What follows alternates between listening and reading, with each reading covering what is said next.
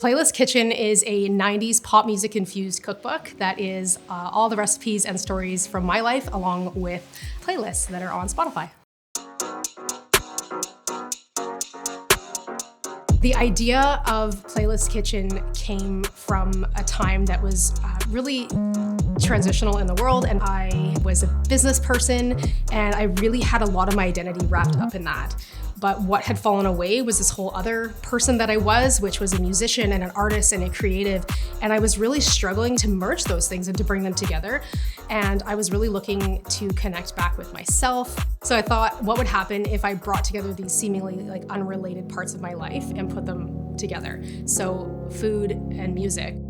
I started writing down the recipes and thinking of a story that might go with them. I created a playlist for each recipe, and it all sort of just started coming together like it was magic once I started that process. And then I danced in my kitchen, and all of a sudden, after 3 or 4 months of doing this, I'd written a book, and Playlist Kitchen was born.